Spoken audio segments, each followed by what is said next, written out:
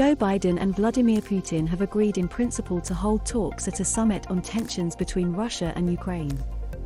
The talks would be brokered by the French, center on security and strategic stability in Europe, and offer a possible path out of one of the most dangerous crises for the continent in decades.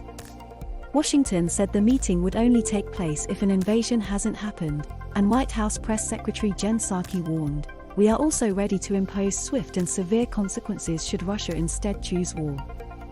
Further details on what would be discussed at the summit are set to be worked out by U.S. Secretary of State Antony Blinken and Russian Foreign Minister Sergey Lavrov when they meet on Thursday. But again, these talks are on the condition that the Kremlin doesn't invade Ukraine. Yesterday, Russia rescinded on an earlier pledge to pull thousands of troops back from Ukraine's northern border, with U.S. leaders claiming this move puts Moscow one step closer to an invasion.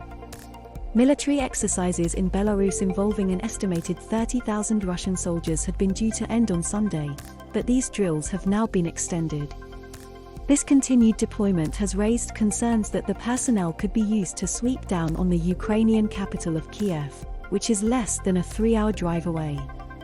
Ukrainian service members on the front line in Donetsk. It comes as the US has received credible information that Russia is planning to kill and arrest Ukrainians after an invasion and already has a list of targets. A letter to the UN High Commissioner for Human Rights warns Russian dissidents in exile would likely be vulnerable along with journalists, anti-corruption activists, religious and ethnic minorities, and the LGBT community. Ambassador Bathsheba Nell-Crocker wrote that targets may also be sent to camps following a military occupation, adding, "We also have credible information that Russian forces will likely use lethal measures to disperse peaceful protests or otherwise counter peaceful exercises of perceived resistance from civilian populations." The letter, confirmed by NBC News and comes as a US official claims that Russian frontline commanders have been given orders to begin final preparations for an attack on Ukraine.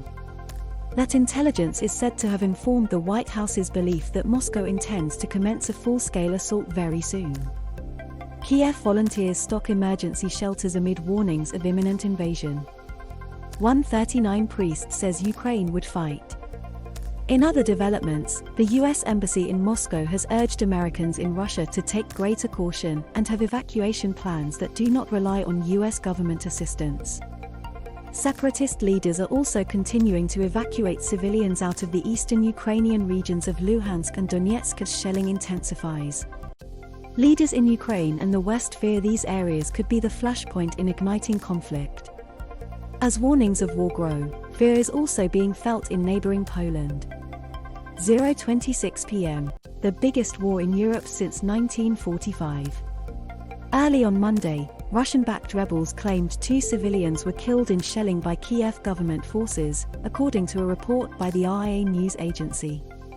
In an interview on Sunday, Vladimir Putin's spokesman Dmitry Peskov said, "When tension is escalated to the maximum, as it is now, for example, on the line of contact, then any spark, any unplanned incident or any minor planned provocation can lead to irreparable consequences."